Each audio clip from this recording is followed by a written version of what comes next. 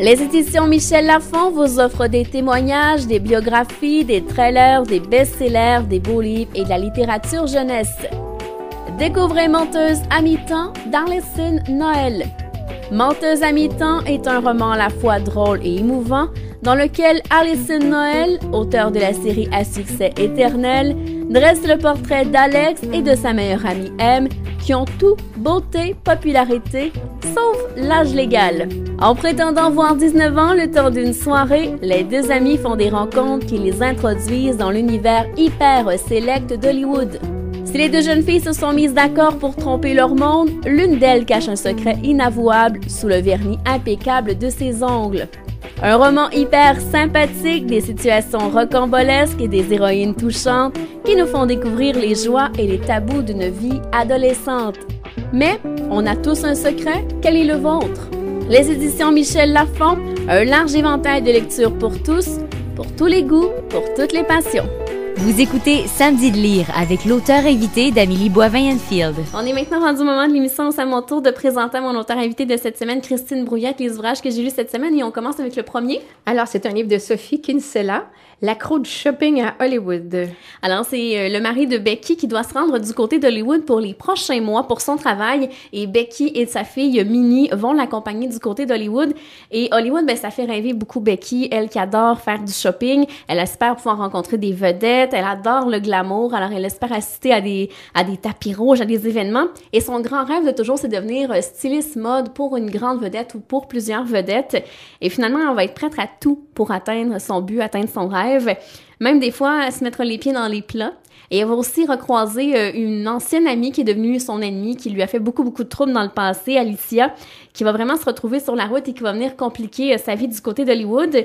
Et elle sera confrontée aussi à plusieurs épreuves, à plusieurs péripéties, Becky, et elle va tenter aussi d'arrêter de consommer, même aller faire une genre de cure dans un endroit un peu style yoga, mieux-être, pour tenter de moins consommer. Alors, c'est sûr que pour les gens qui adorent le style de Sophie Kinsella, c'est de la chick lit, bien entendu, ben vous allez retrouver le personnage que vous aimez là, de Becky. Alors, c'est L'accro du shopping à Hollywood de Sophie Kinsella. Est-ce qu'elle donne les bonnes adresses où il faut faire du shopping? Plus ou moins.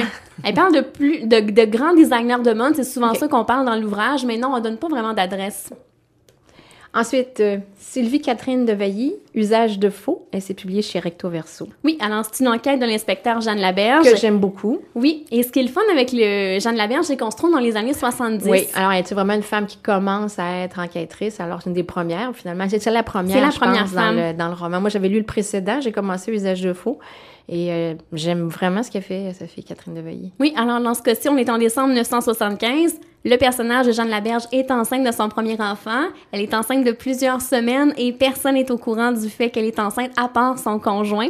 Et il y a aussi Hugues Clément, un artiste peintre qui est retrouvé mort dans l'atelier avec un couteau dans la poitrine. Alors, Hugues était propriétaire d'une boutique d'encadrement et dans le passé, Hugues habitait en France. Il a été arrêté 3 fois pour faux, usage de faux, usurpation d'identité et trafic.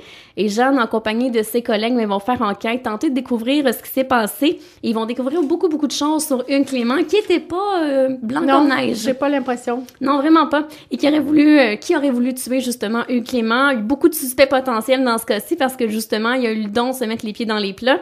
Et aussi, on va suivre la grossesse de Jeanne, comment elle va l'annoncer à son entourage. Alors, j'ai beaucoup aimé ce livre. Ah oui, puis moi, je le répète, mais dans le précédent, Sylvie Catherine de Veilly nous parlait quand même de ces années-là, puis du féminisme qui commençait. Et son personnage est très solide. Donc, c'est vraiment plaisant de la retrouver dans celui-là. Oui, un très, très bon suspense, très intéressant aussi. Je pense que Sylvie Catherine a fait beaucoup de recherches sur justement comment les gens font de l'usurpation de toiles, usage de faux et tout ça, là. C'est vraiment très, très fun parce qu'on apprend justement sur ce genre d'affaires-là qu'on connaît très peu, là. Enfin, il ne faut pas se lancer dans cette carrière. Non, vraiment pas. Alors, ça s'intitule Usage de faux de Sylvie Catherine de Veilly.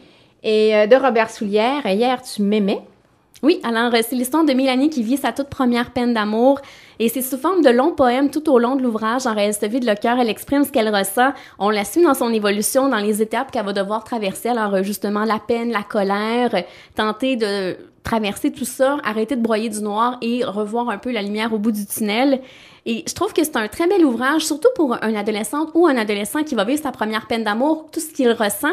Et ce qui est le fun dans l'ouvrage, c'est que c'est entrecoupé de collages faits par Oui. le personnage de Mélanie avec des petits mots qu'elle a écrits, des petits dessins. Alors, c'est comme si on avait le droit à un journal intime d'une adolescente qui vit sa première peine d'amour. Alors, c'est vraiment très, très bien fait et je pense que ça pourrait aider beaucoup, beaucoup d'adolescents, là. Oui, c'est un adolescent qui ça, se sent moins seul. Oui, C'est vraiment. l'impression que c'était la pire peine d'amour de la Terre entière. Mais c'est vrai la première fois. Ben hein. oui, puis les autres fois après aussi.